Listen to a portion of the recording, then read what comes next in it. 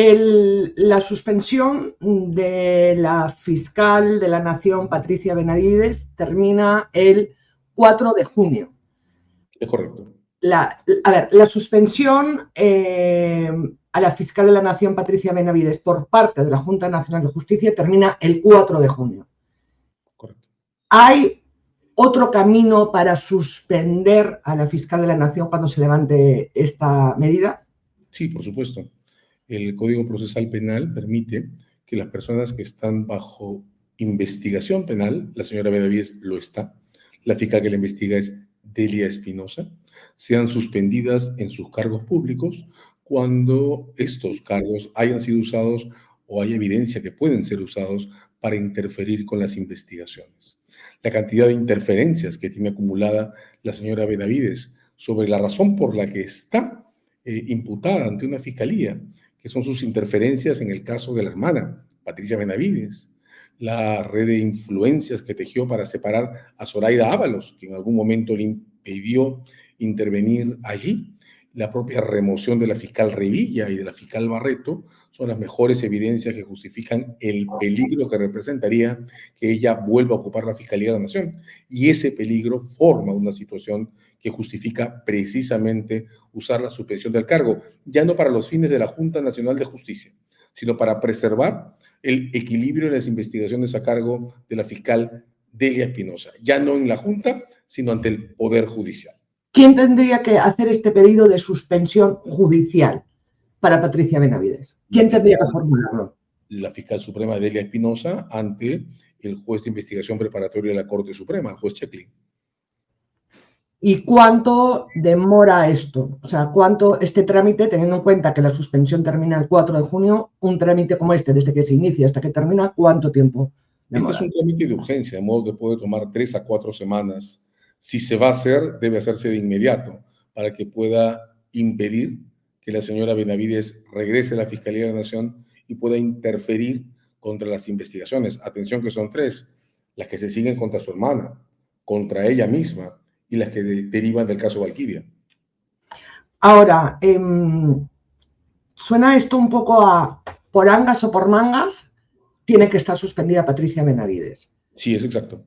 Por angas o por mangas, de parafraseo, tiene que estar suspendida por una razón. Ella fue nombrada fiscal de la Nación en junio del 22. Solo al mes de tener el cargo, ya estaba removiendo a la fiscal que investigaba a su hermana. Solo un mes puede ser el cargo. Teniendo el cargo, tejió esa red de influencias que provocó o que coadyuvó a que Zoraida Ábalos, que había sido fiscal de la Nación y que le había impedido entrometerse antes en ese caso, salga del Ministerio Público. Usando la Fiscalía de la Nación, movió del cargo a la fiscal Barreto. Digamos, en el tiempo que ha tenido la señora Benavides en el cargo de fiscal de la Nación, lo que ha hecho es provocar una cadena de interferencias que está bajo investigación. Con ese antecedente, seriamente podemos creer que no generaría nuevas interferencias si regresara al cargo. El equilibrio de 3 de las investigaciones principales que se siguen en la Fiscalía depende que la señora Benavides sea mantenida a distancia de la Fiscalía de la Nación. Este pedido este pedido ante el Poder Judicial de suspensión para Patricia Benavides solo lo puede hacer la fiscal suprema Delia Espinosa porque es quien la investiga, o también lo podría hacer el fiscal de la Nación, el señor Villena. El fiscal Espinosa, de hecho, investiga a Patricia Benavides por delegación del fiscal de la Nación. Así es. De modo que el escrito de pedido de suspensión, si deciden presentarlo, pueden firmarlo cualquiera de los dos o ambos. ¿Y cualquier otro fiscal supremo también, o la Junta de Fiscales Supremos?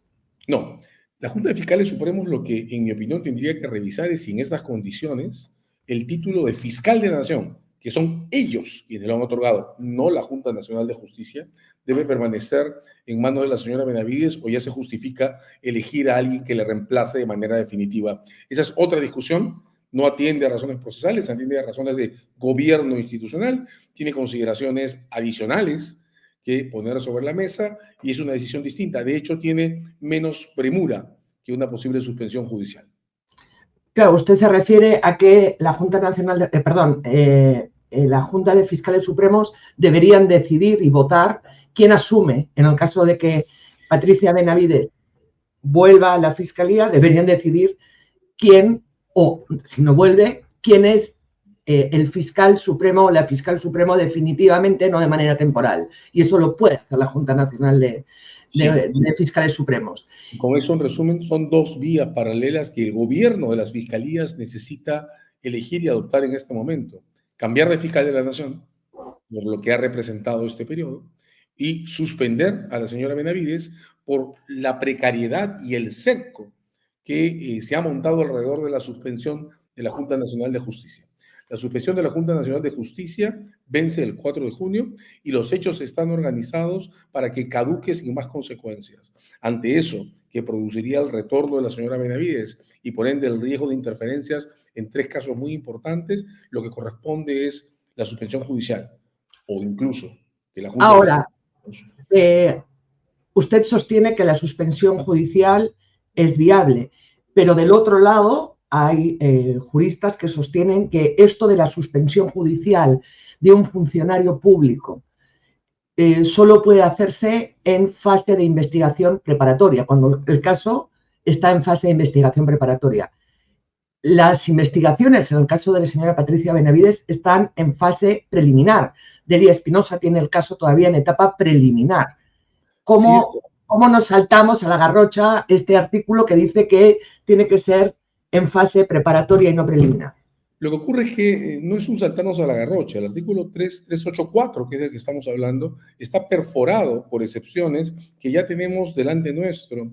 Si ese artículo tuviera la fuerza prohibitiva que, por ejemplo, le asignaba Pedro Castillo en su tiempo, la defensa de Pedro Castillo, el Palacio de Gobierno no habría podido ser allanado. Fue allanado 2 veces en tiempo de Pedro Castillo. Si ese artículo prohibiera desarrollar medidas con orden judicial en la etapa preliminar, pues no se habría podido allanar el domicilio de Dina Boluarte, y eso ha ocurrido hace muy pocas semanas.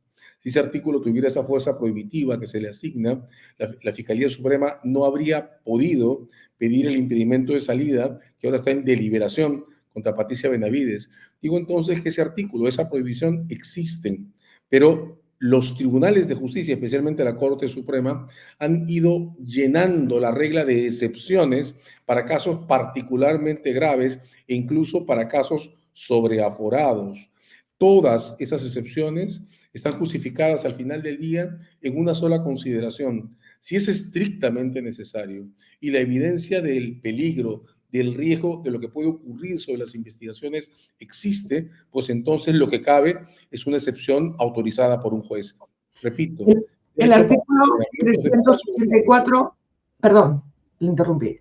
No, perdón, lo repito solo en síntesis. Ya ha habido excepciones para los allanamientos en Palacio de Gobierno. Ya ha habido excepciones para el allanamiento en casa de Dina Boluarte. Ha habido una excepción adicional para la detención preliminar contra el ministro Silva. La ha habido para el debate sobre impedimentos de salida. El 3384 no es entonces un límite absoluto, admite excepciones judiciales y la suspensión en situaciones tan graves como la que representa la señora Benavides sería sin duda una excepción necesaria.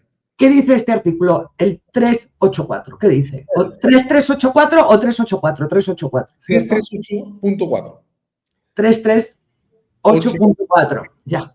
El artículo 338.4 del Código Procesal Penal fue escrito en el año 2004 cuando se pensaba que el código iba a ser capaz de prohibir que en adelante se hicieran investigaciones preliminares.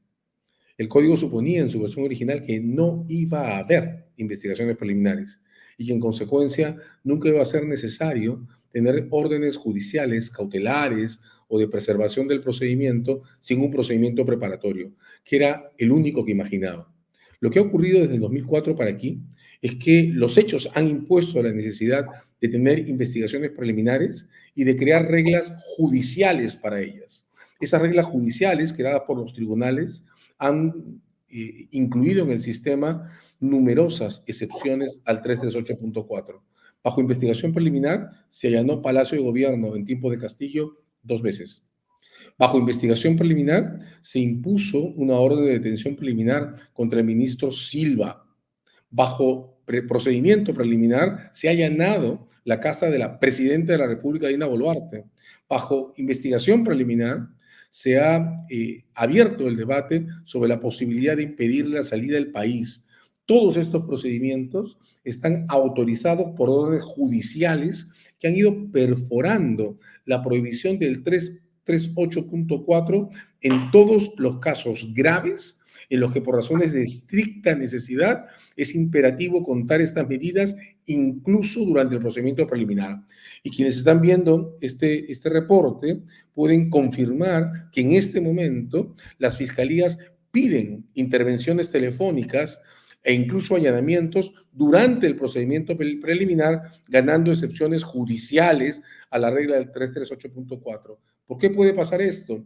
Porque una norma que está en el código tiene tantas excepciones, porque el Perú es signatario de un tratado, que es el Tratado de Naciones Unidas sobre la corrupción, que dispone, el artículo es el 30, en numerales 2 y 6, que en este tipo de procedimientos las cosas se equilibren y ninguna prohibición sea usada a ciegas, sino que sea usada en un balance entre lo que dice la ley y lo que necesita el proceso. Esta es una norma, entonces, absolutamente abierta a excepciones, pero quien dispone cuando se autoriza es el Poder Judicial.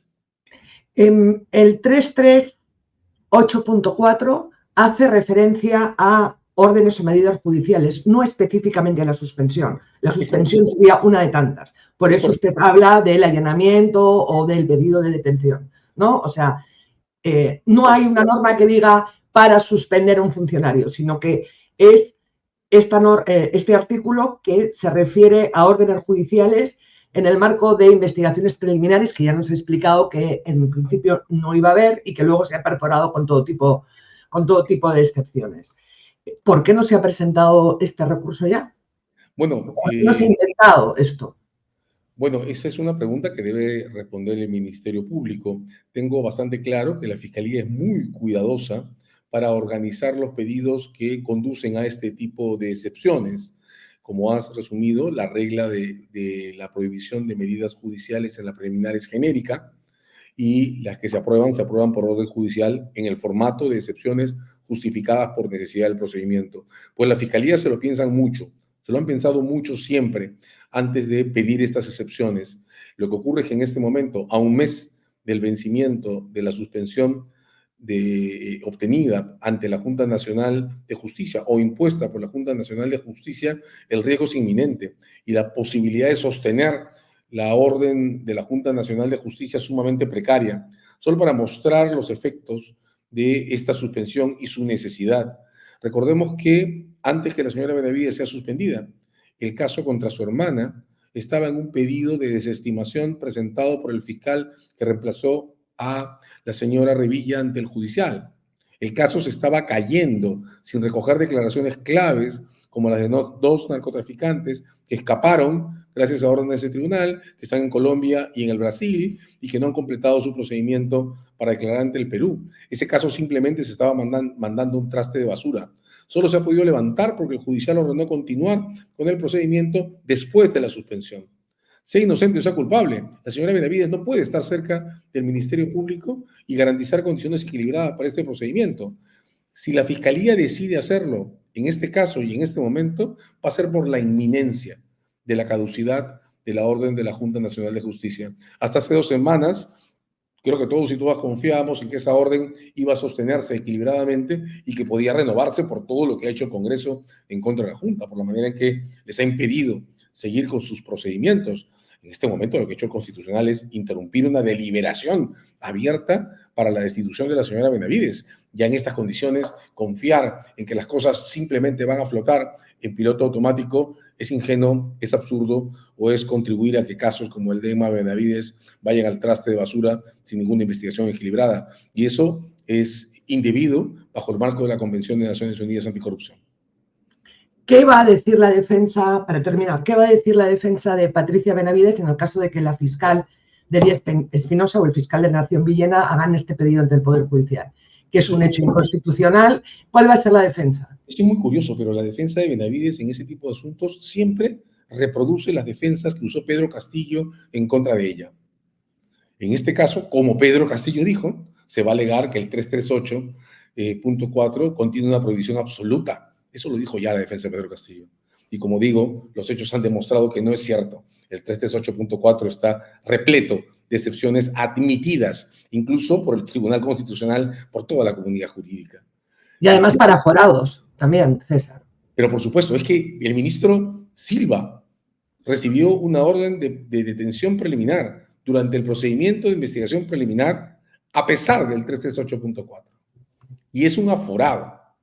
El presidente Castillo padeció el allanamiento de Palacio de Gobierno en un procedimiento preliminar abierto contra su hija y es más que un aforado. Tiene doble protección constitucional. La presidenta Boluarte ha sido allanada en su domicilio en investigación preliminar a pesar del 338.4 y es también más que aforada. En este momento la Corte Suprema está deliberando si impone a la señora Benavides una orden de no salir del país y ella es aforada. Como vemos, las excepciones son múltiples. Y repito, más allá de detalles legales muy sofisticados que aún están en debate sobre la construcción de estas excepciones, hay una regla clara. La Convención de Naciones Unidas Anticorrupción, artículo 30, números 2 y 6, ordena a los estados parte, Perú es un estado parte, que equilibren todas las protecciones constitucionales que conceden a altos funcionarios con las necesidades del procedimiento. Lo que la Corte Suprema ha hecho en todo este tiempo es organizar ese equilibrio sobre la base de excepciones autorizadas judicialmente por estricta necesidad procesal. Y si hay algo que necesitan las investigaciones contra Emma Benavides, contra la propia Patricia Benavides y las investigaciones del caso Valquiria, es que la señora Patricia Benavides se mantenga lo más lejos posible de las fiscalías.